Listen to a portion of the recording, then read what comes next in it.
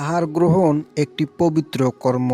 ভগবান প্রতিটি জীব সৃষ্টি করেছেন এবং তাদের আহারও প্রদান করেছেন যাতে মানবকুল সুখে শান্তিতে থেকে পরম স্রষ্টার আরাধনা করতে পারে।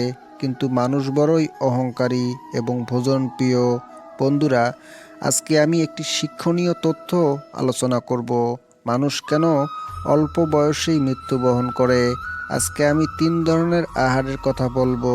এই 3 ধরনের আহারে মানুষের আয়ু কমে যায় এবং তাড়াতাড়ি বুড়ো হয়ে যায়।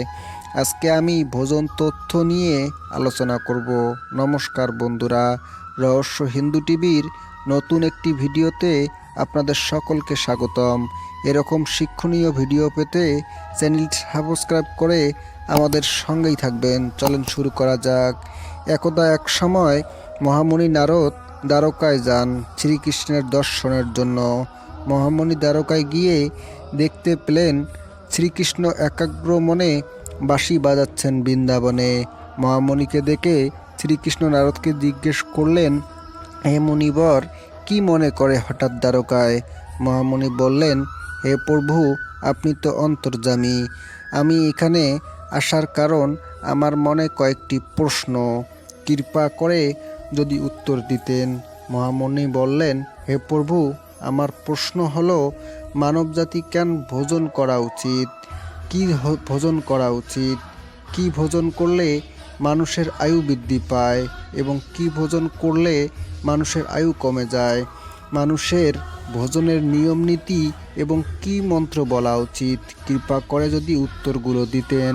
শ্রীকৃষ্ণ এ কথা শুনে বললেন, মহামুনি, মানবকুলের জন্য চিন্তা করে যেগুলো প্রশ্ন করেছেন সবগুলোর উত্তর আমি দিব, যাতে মানুষ তাদের স্বভাব, ভাগ্য এবং পরবর্তী জন্ম যেন ভালো হয়। মহামুনি নারদ, তাহলে শুনুন আপনার উত্তরগুলো। মহামুনি নারদ, ভোজন নিয়ে একটি প্রাচীন প্রবাদ বাক্য রয়েছে যা অগস্ত্য ঋষি দাশরথ পুত্র শ্রীরামচন্দ্রকে বলেছিলেন। এ প্রবাদের মধ্যেই আপনার সকল উত্তর পাবেন এবং মানবকুলের উদ্ধারের জন্য সমস্ত স্থানে এই কথা প্রচার করবেন। তাহলে শুনুন কথাগুলো। প্রাচীনকালে একটি গভীর বন ছিল। সেই বনে আহারের জন্য কোনো পশু ও পাখি কিছুই ছিল না, শুধুই বৃক্ষ ছিল। সেই বনে একটি ঝিল ছিল।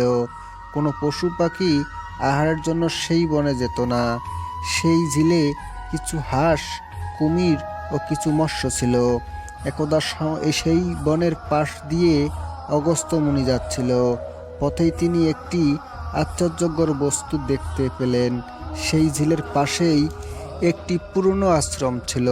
দুঃখের বিষয় এটাই, সেই আশ্রমে কোনো মুনি ও ঋষি ছিল না। অগস্ত্য মুনি ক্লান্ত ছিলেন, ভাবলেন সেই আশ্রমে তিনি বিশ্রাম নেবেন। মুনিবর সেই রাতে আশ্রমেই ছিলেন। মুনিবর সকালবেলা সেই ঝিলে গিয়ে দেখলেন যে একটি মরা সেখানে পড়ে আছে। সেই মরা একটি কম বয়সী যুবকের। মুনিবর ভাবলেন, এত কম বয়সী যুবককে, কেনই বা তার এত কম বয়সে মৃত্যু হলো? হঠাৎ সেখানে ঘটল এক আশ্চর্যকর ঘটনা। আকাশ দিয়ে এক রথ যেতে দেখা গেল এবং সেই রথ ঝিলের পাশেই এসে থামল। রথ থেকে এক পুরুষ বেরিয়ে এলো এবং ঝিলে সে স্নান করে মনের আনন্দে সেই মরার মাংস খেতে থাকলো। খাওয়া শেষে সেই ব্যক্তি আবার রথে রওনা হবে। এমন সময়ই অগস্ত্য মুনি ওই ব্যক্তিকে বলল, দাঁড়াও হে মানব। কে হে আপনি মানব? আপনি তো দেবতার মতোই দেখতে, কিন্তু আপনি মরা ব্যক্তির মাংস ভক্ষণ করলেন কেন? তখন সে ব্যক্তি অগস্ত্য মুনিকে প্রণাম করলেন এবং বললেন তার পরিচয়। পূর্বকালের এক ধার্মিক রাজা ছিলেন। তার ছিল 2জন পত্নী। তার 2 পত্নীর 2টি পুত্র সন্তান ছিল। আমি তার বড় পুত্র। বাবার মৃত্যুর পর আমি রাজত্ব পাই এবং নিষ্ঠার সঙ্গে রাজকর্ম পরিচালনা করি। এভাবে রাজ্যকার্য পরিচালনার পর আমি সন্ন্যাস গ্রহণ করি এবং আমৃত্যু পর্যন্ত ভগবান শ্রীকৃষ্ণের তপস্যায় নিজেকে নিমগ্ন করি। আমি নিজ রাজ্য ত্যাগ করে এই বনের পাশেই এই ঝিলের পাশেই 1000 বছর তপস্যা করেছিলাম। এভাবে 80,000 বছর তপস্যা করে ব্রহ্মলোক প্রাপ্ত হয়েছিলাম। ব্রহ্মলোক প্রাপ্ত হয়েই আমি তৃপ্ত ছিলাম না, সবসময় খিদা ও পিপাসায় মগ্ন ছিলাম।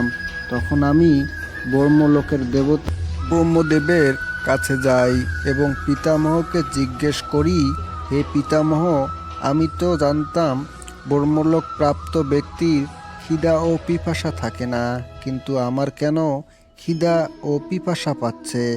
তখন ব্রহ্মদেব সেই রাজাকে বললেন, শোনো, মনুষ্য জীবনে করা দান ক্ষুধার্ত মানুষকে খেতে দেয়, তারাই ব্রহ্মলোকে এসব থেকে মুক্ত থাকে। রাজাকে বলেন, আপনি কখনো দান এবং ক্ষুধার্ত মানুষকে খেতে দেননি। আপনি স্নান না করেই ভোজন গ্রহণ করতেন এবং ভোজনের আগে ভগবানের নাম স্মরণ করতেন না। তাই আজ আপনার এই অবস্থা। আপনি সব সময়ই নিজেকে নিয়ে ব্যস্ত ছিলেন এবং নিজেকেই ভোজন করাতেন, অন্যকে খেতে দিতেন না। তাই অন্যের ক্ষুধা আজ আপনার মধ্যেই অবস্থান করছে। যাও, ওই ঝিলের পাশে তোমার মৃতদেহ আছে, সেই শরীর ভক্ষণ করো। আমি তখন বললাম, আমার দেহ একদিন খাবো, বাকি দিন কি খাবো? তখন ব্রহ্মদেব বললেন, প্রতিদিনই নতুন করে তোমার শরীর পূর্বের ন্যায় ফিরে আসবে।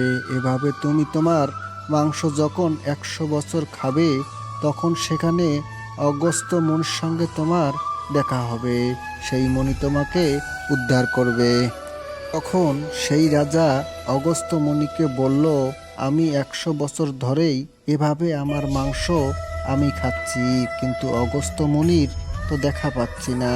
তখন অগস্ত্য মুনি বললেন, হে রাজন, আমি সেই অগস্ত্য মুনি।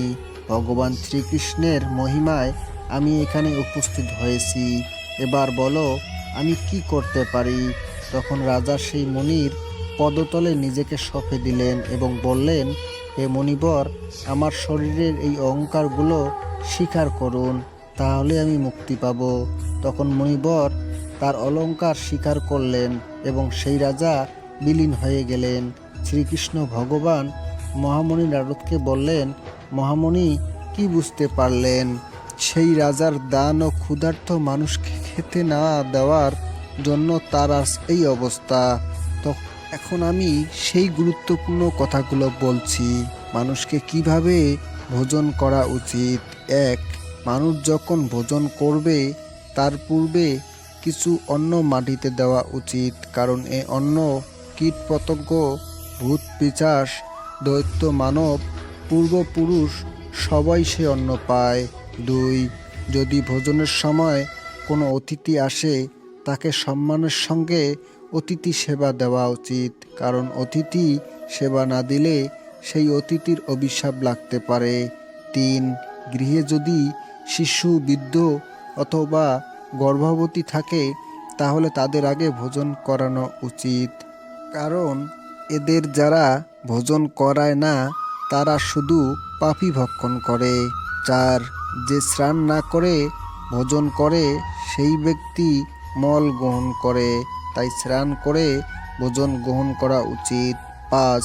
আমাদের ভোজনের সময় মনে রাখতে হবে নিরামিষ ভোজন করা, কারণ আমিষ গ্রহণ মহাপাপ। 6. মানব জাতিকে সবসময় পূর্ব দিকে বসে ভোজন গ্রহণ করা উচিত। পূর্ব দিকে বসে ভোজন করলে আয়ু বৃদ্ধি পায়। সূর্যদেব পূর্ব দিকে উদিত হয়। সূর্যদেবের কৃপায় সে অনেক বলবান হয় এবং দীর্ঘদিন যাবৎ বেঁচে থাকে। যাদের জ্ঞানের দরকার তারা উত্তর দিকে ভোজন করতে পারে। কখনো দক্ষিণ দিকে বসে ভোজন করা যাবে না, কারণ দক্ষিণ দিকে যমের দুয়ার। দক্ষিণ দিকে বসে ভোজন করলে অল্প বয়সে মারা যায়। 7. মনুষ্যকে মনে রাখতে হবে একাদশীতে কখনোই অন্ন গ্রহণ করা যাবে না। এদিনে অন্ন গ্রহণ মানে বিষ্ঠা সমতুল্য। অতিথি সেবার সময় আগেই ভোজন থেকে উঠে যাওয়া বা থালায় হাত ধোয়া উচিত না, এতে মা লক্ষ্মী ক্ষুব্ধ হতে পারে এবং তাদের নিচকুলে জন্ম হয়। 8. ভোজন কখনো শয়ন স্থানে করা উচিত না। এতে নানান রোগ ব্যাধি হয়। 9. ভোজনের সময় অর্ধলগ্ন বা উলঙ্গ হয়ে ভোজন করা উচিত না। তো বন্ধুরা, ভিডিওটি কেমন লাগলো অবশ্যই কমেন্ট বক্সে জানাবেন এবং অবশ্যই সবাই বলেন হরে কৃষ্ণ।